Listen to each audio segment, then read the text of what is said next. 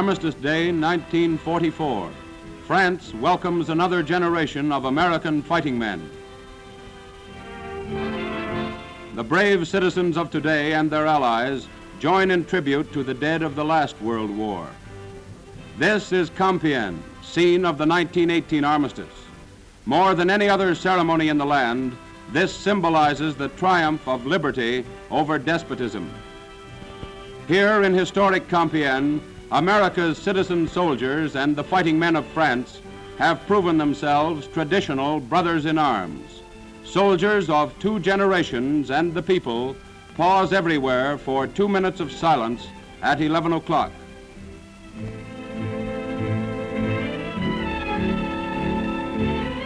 The men of this war for freedom and the children revive a sacred tradition.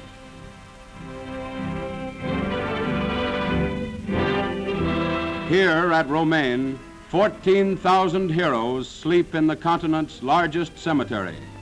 The American boys have fathers and relatives resting in the famous Meuse-Argonne burial ground beyond this chapel. For the same cause of liberty, another generation of boys are now making the supreme sacrifice.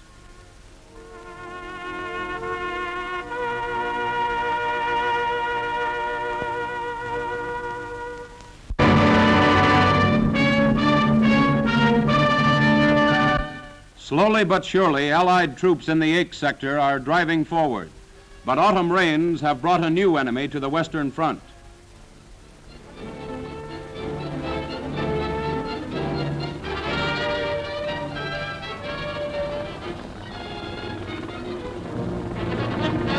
Everything that goes forward now has to fight its individual struggle with the mud. Here we have a new factor in the endless battle of supply.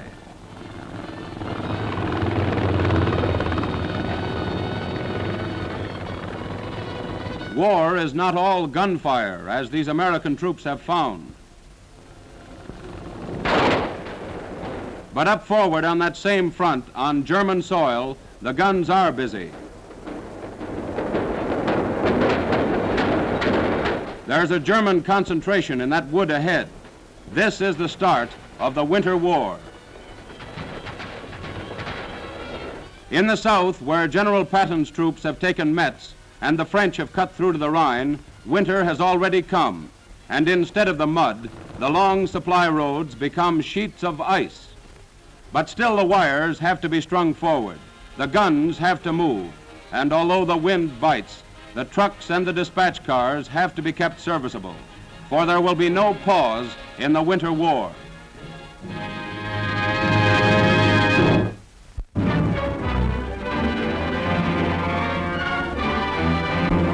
British Air Chief Marshal Harris earns worldwide praise for the Allied triumph over the Tirpitz, opening the gate to Norway.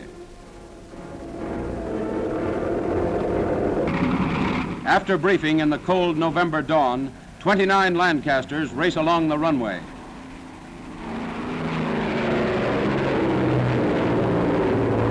Loaded with 12,000-pound bombs, the planes climb toward the North Pole to hunt the 45,000-ton Tirpitz.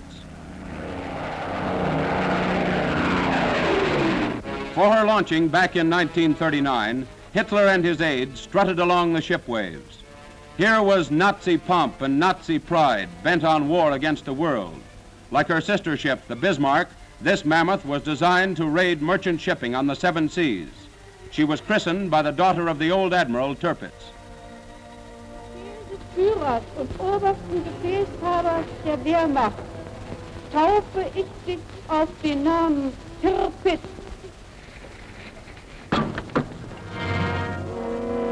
Heavily coated in steel, she carried 8 16-inch guns and 28 others of formidable strength. The Nazis bragged she was unsinkable.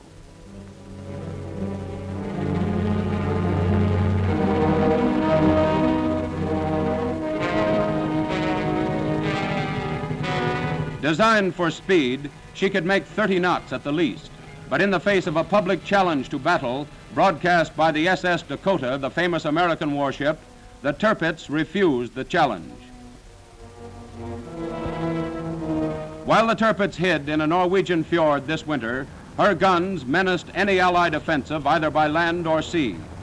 Now, through the clouds above the north coast of Norway, the camera of an Australian Lancaster spots the Tirpitz in the Tromsø fjord. Smoke screens stream around the great battleship, but earthquake bombs drop toward the target and hit. Flak puffs dangerously around the planes.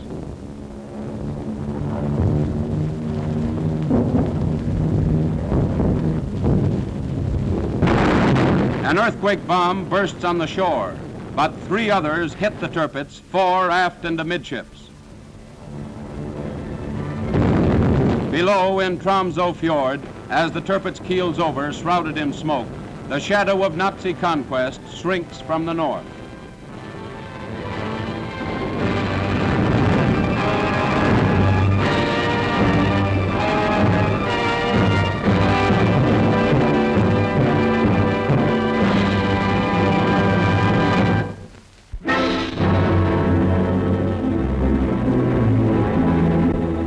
Late in October, on the Vosges front in the west, there took place one of the heroic episodes of the war. A battalion of the 36th Texas Division had been cut off and lay trapped up forward in the hills without communications and surrounded by superior enemy forces.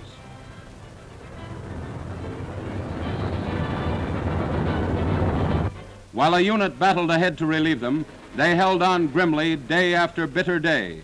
Medical supplies and rations were fired to them by artillery. A near miss would have been useless here. The shells had to land squarely on the target or else fall into enemy hands.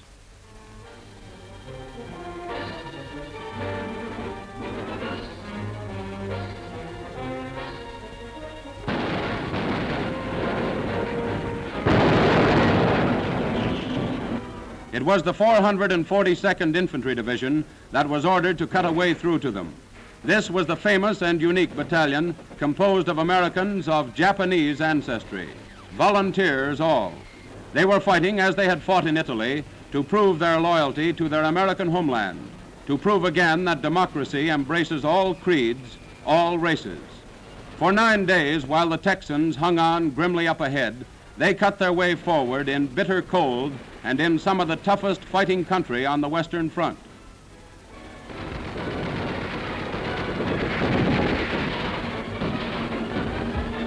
They took prisoners, sometimes in hand-to-hand fighting, and on the 10th day, they broke their way through. The lost battalion of this Second World War had been relieved. Tired men, tired to exhaustion, but unbeaten. Here are the men who fought in that trap.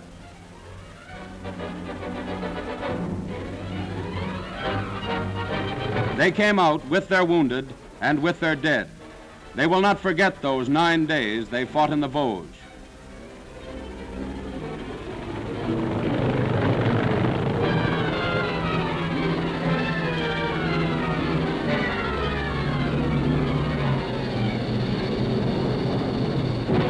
Look at this man's eyes.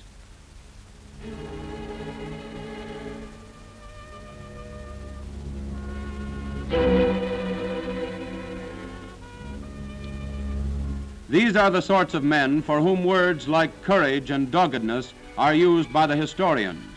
Look well at all these men. These are the sorts of men about whom legends are started. Someday they'll say, I was in the 36th, the Texans. We were up in the Vosges, and once we were cut off for 9 days. And what of the troops who got through to them? The 442nd. They came out too when it was over, carrying their wounded. These too are the kinds of men about whom fine words are sometimes used. These too are Americans, and they've proved it with the full measure of their loyalty. They too fought during those 9 bitter days. They too brought back their wounded. They too brought back their dead.